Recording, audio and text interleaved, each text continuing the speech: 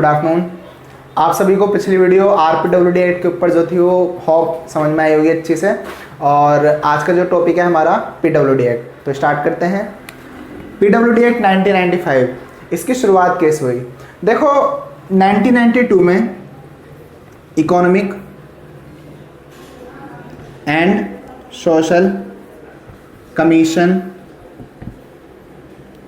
Of Asian and Pacific region,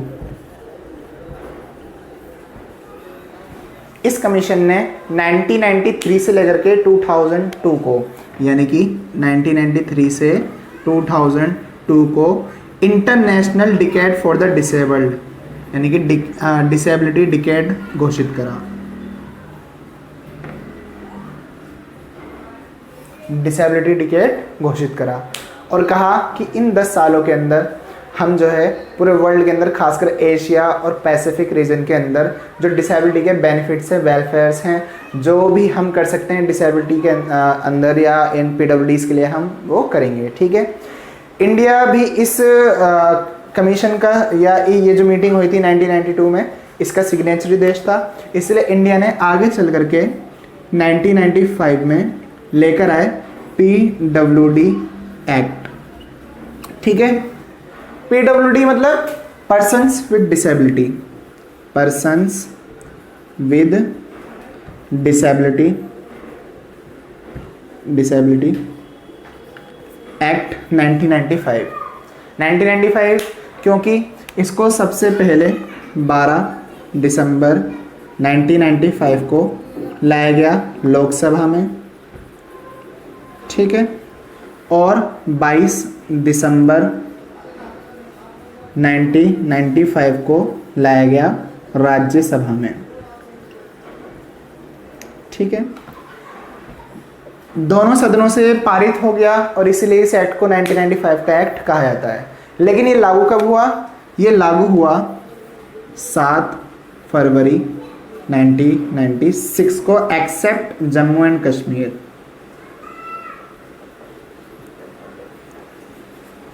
क्यों? क्योंकि Jammu and Kashmir के अंदर धारा 370 लगी हुई थी और आर्टिकल 370 की वजह से जम्मू एंड कश्मीर को विशेष राज्य, स्पेशल स्टेटहुड का दर्जा मिला हुआ था। यहाँ इंडिया का, गवर्नमेंट ऑफ इंडिया का कोई भी कानून लागू होने से पहले वहाँ की गवर्नमेंट से अप्रूवल लेना होता था। ठीक है, इसलिए इसको जम्मू एंड कश्मीर में लागू नहीं किया गया और बाकी पूरे अदर रीजन या इंडिया का जितना भी रीजन है उसके अंदर लागू किया गया। ठीक है, अब देखो ये जो पर्सन्स विद डिसेबिलिटी एक्ट है 1995 का, इसने जो एशिया पैसिफिक रीजन की जो मीटिंग हुई थी उसका जो एम था, मोटो था, उसी को एक्वायर किया। जैसे कि PWD एक्ट का जो मोटो है वो है इक्वल अपॉर्चुनिटी, यानी कि समान अवसर, इक्वल अपॉर्चुनिटी। ठीक है, फुल पार्टिसिपेशन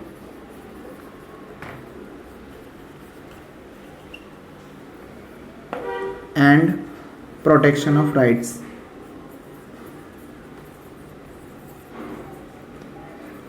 इसकी बात कही गई। ठीक, अब देखो PWD एक्ट को हमारी इंडियन डिसेबिलिटी फील्ड में लैंडमार्क या मील का पत्थर कहा गया। क्यों? क्योंकि इस सरकारी योजनाओं में लाभ, एजुकेशन, इंक्लूसिव एजुकेशन, इन सब के अलावा गवर्नमेंट पदों पर नियुक्ति के अंदर रिजर्वेशन, इन सब की बात कही गई। तो इतना आप नोट डाउन करिए, फिर हम आगे बढ़ते हैं। जी, PWD एक्ट के अंदर 14 चैप्टर्स हैं। ठीक है, अब देखो 14 के 14 चैप्टर हमें पढ़ने बहुत ज़्यादा ज़रूरी हैं, लेकिन इसमें से जो मोस्ट इंपॉर्टेंट चैप्टर्स हैं हम उनको आज रीड करेंगे। ठीक है, जहाँ से ज़्यादातर कॉम्पिटिटिव एग्जाम में सवाल पूछे जाते हैं, जिनमें चैप्टर नंबर 1, ठीक है, प्रिलिमिनरी। इसके अंदर बताया गया है कि RPWD एक्ट के अंदर 7 डिसेबिलिटीज़ को इंक्लूड किया गया है। कितने डिसेबिलिटीज़ को? 7 डिसेबिलिटीज़ को। कौन कौन सी डिसेबिलिटीज़ हैं वो?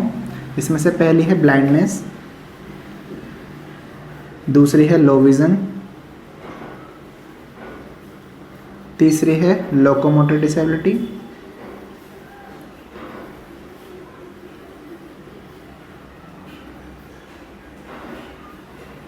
चौथी है लेप्रेसी क्योर्ड पर्सन। पांचवी है मेंटल रिटार्डेशन।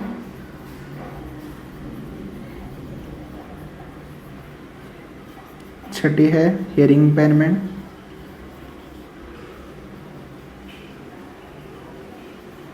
और सातवीं है मेंटल इलनेस। ठीक है, एक एक करके पढ़ते हैं। देखो सबसे पहले जो डिसेबिलिटी है वो ब्लाइंडनेस, पूरी तरीके से अंधता, जिससे कुछ दिखाई ना दे। ठीक है, इनका जो विजन अपर्चर होता है वो 10 डिग्री से भी कम होता है, 20 डिग्री से भी बहुत ज़्यादा कम होता है।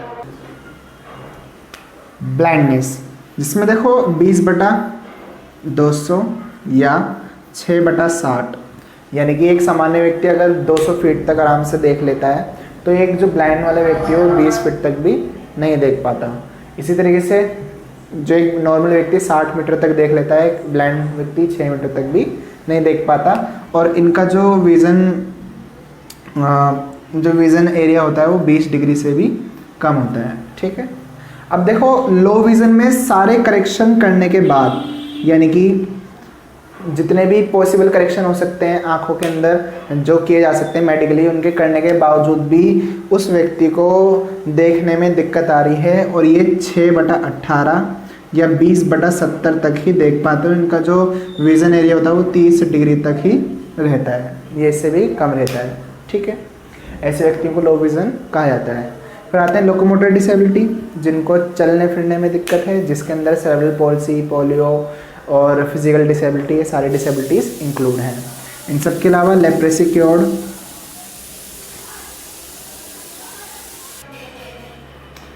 सीपी, पोलियो और फिजिकल डिसेबिलिटी, ये सारे इंक्लूड हैं किसमें? लोकोमोटर डिसेबिलिटी में। तीसरा है लेप्रेसी क्योर्ड पर्सन। इसके अंदर देखो माइक्रोबैक्टीरियम लेप्रेई नाम का एक वायरस है, जिसके वजह से लोगों को लेप्रेसी होती है। और देखो इस लेप्रेसी के क्योर होने के बाद भी लोगों का जो सेंसेशन है वो पूरा ख़त्म हो जाता है, जिसकी वजह से वो सामान्य जीवन के अंदर काम करने में अक्षम हो जाते हैं। इसलिए इन व्यक्तियों को लेप्रेसी क्योर्ड पर्सन को डिसेबल्ड यहाँ पे रखा गया है। तीसरा है मेंटल रिटार्डेशन। सबसे पहली बात तो मैं आपको एक बात बता दूँ, मेंटल रिटार्डेशन का 24 जुलाई 2019 को एज़ पर RCI एक्ट के तहत MR से चेंज करके इंटेलेक्चुअल डिसेबिलिटी कर दिया गया है। ठीक है, अब देखो मेंटल रिटार्डेशन कहते किसे हैं? जिस व्यक्ति का IQ 70 से कम हो, बिलो 70 हो, और इनको एजुकेशनल, सोशल और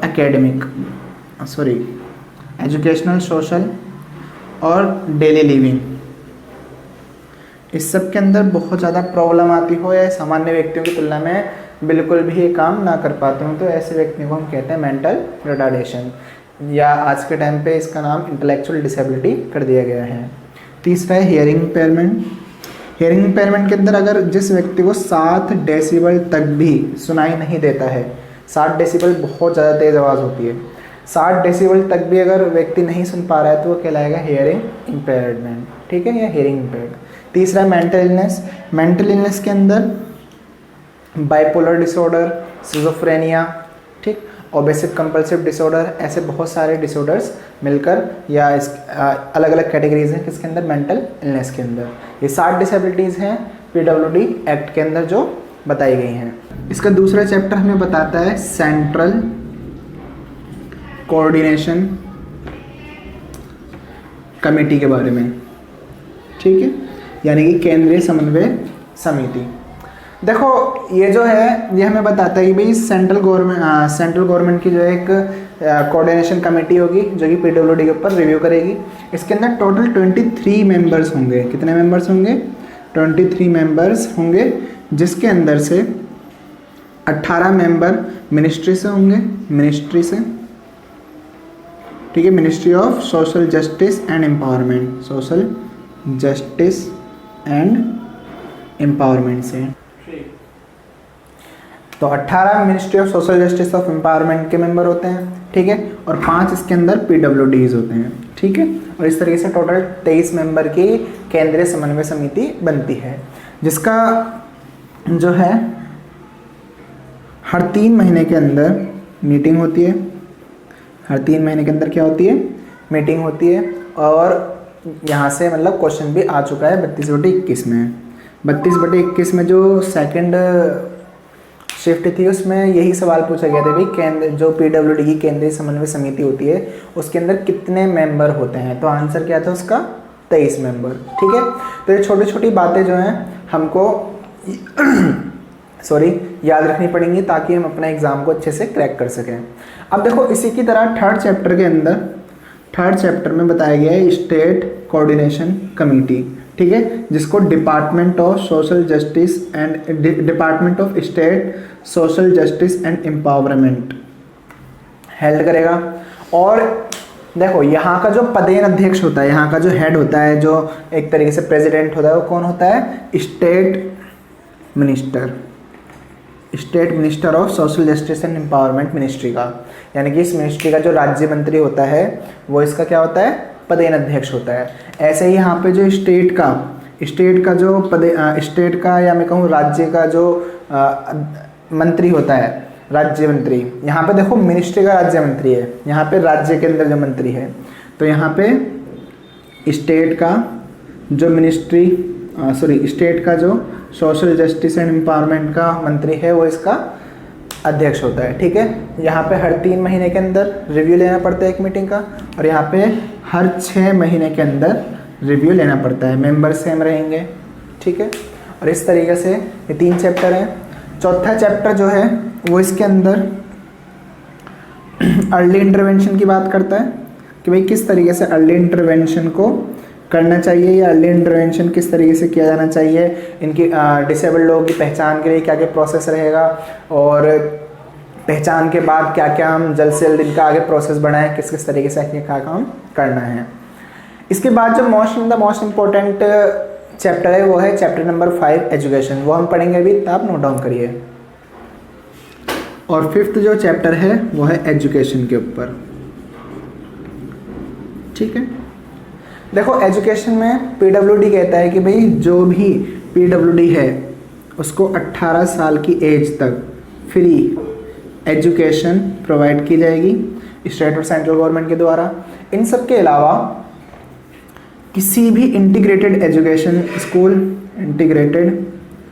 स्कूल और स्पेशल स्कूल में एडमिशन देने से इनको डिनाई नहीं किया जाएगा।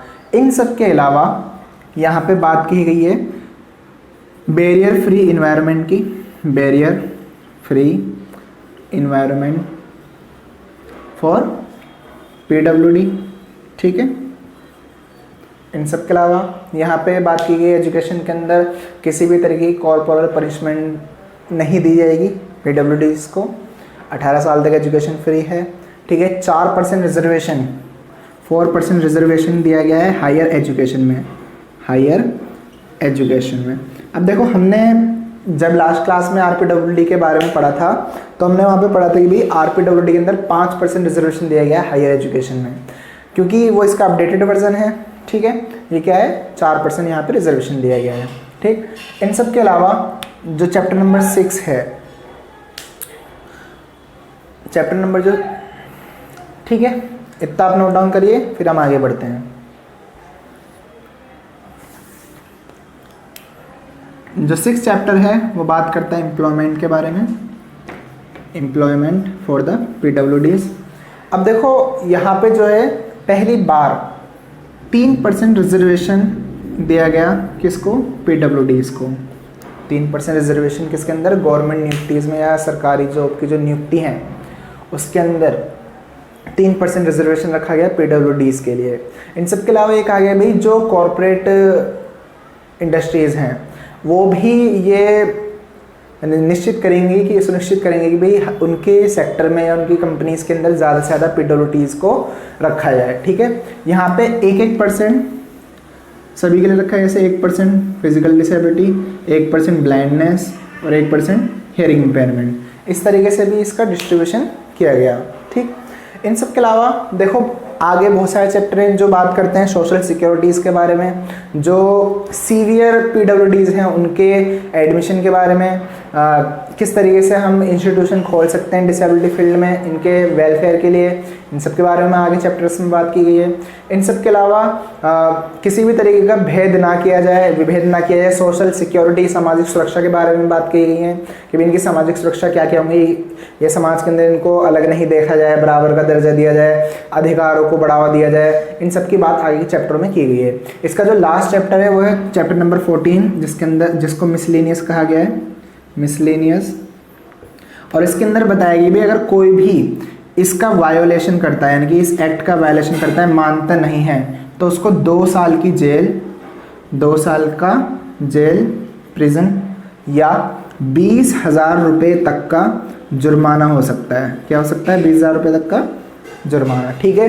इन सब के अलावा इसके अंदर एक क्लोज ये दिया गया है कि भी भारतीय दंड संहिता के धारा, यानी कि इंडियन पीनल कोड धारा 21 के तहत जो मिनिस्ट्री ऑफ सोशल जस्टिस का राज्य मंत्री होगा उसको लोक सेवक माना जाएगा और वो इसके तहत इसके अंदर ज़रूरत के अनुसार बदलाव कर सकता है, ज़रूरत के अनुसार बदलाव कर सकता है। ठीक है।